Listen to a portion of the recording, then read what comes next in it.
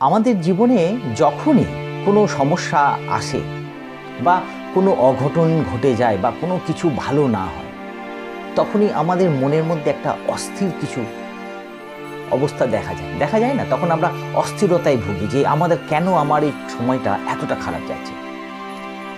ঠিক যখনই আপনার এই রকম সিচুয়েশন আসবে, আমি বলবো যে একটা ছোট্ট জিনিস পরিবর্তন করে দিন।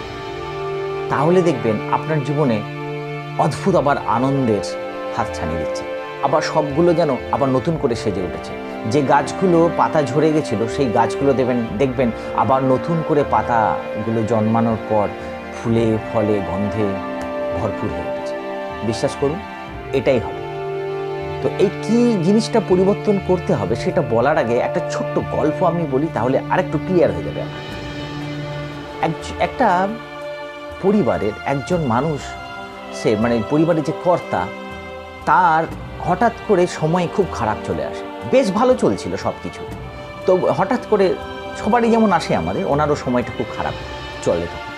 তখন যখন কোনো কিছুই যেন ওনার কাছে সফল হচ্ছে না, কোনো কিছুই যেন ওনার আয়ত্তের মধ্যে আসছে না, সবটাই যেন ওনার বাইরে বেরিয়ে যাচ্ছে।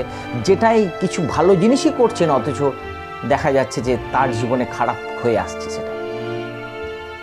তখন উনি ভাবলেন যে কিছু তো সমস্যা হচ্ছেই আমার, না হলে এরকম কেন হবে?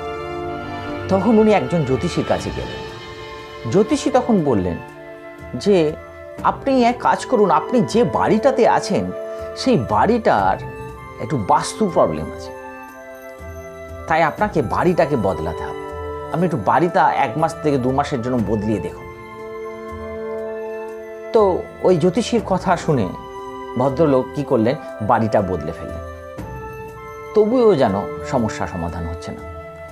তারপর একজন গুণীজ্ঞানী ব্যক্তির কাছে গিয়ে গেলেন। তো উনিও ওনাকে আরেকটা উপদেশ দিলেন।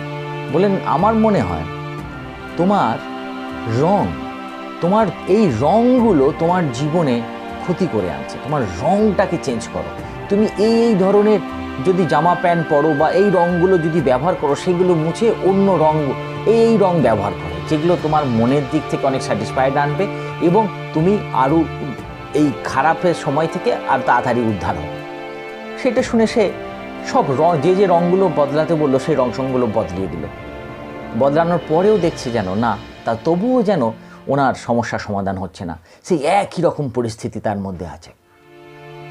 তারপরে এক ভালো বন্ধু, খুব ভালো, যিনি মানুষকে অনেক উপকার করেন, এইরকম একজন ভালো বন্ধুর কাছে গিয়ে উনি বললেন যে জানিস তো আমার এরকম সমস্যা হচ্ছে, আমি এনার কাছে গেছি, তো ওনারা যা বলেছেন তাই করছি, এবার আমি কি করব বুঝতে পারছি না, কেন বা আমার এরকম জিনিসটা কাটছে না। তখন উনি বললেন, তুই কাজ কর, আমার মনে হয় তোর যে আত্মীয় পরিজন বন্ধু বান্ধব যে সার্কেলগুলো আছে সেইগুলো তোর ক্ষতি চাইছে, তুই যেটা ভালো করতে চাইছিস তারা তোকে হয়তো এমন কিছু করে দিচ্ছে যেটা তোর ক্ষতি হয়ে যাচ্ছে। তাহলে ওই সব মানুষদের সংস্পর্শে ত্যাগ করতে হবে। তুই ত্যাগ করে দেখ, তাহলেই দেখবি তোর জীবনে অন্যরকম একটা স্বাদ আসছে। সেই স্বাদটা পাওয়ার জন্যই সে তার সব আত্মীয় পরিজন বন্ধু বান্ধবের কাছ থেকে অনেক দূরে চলে গেল।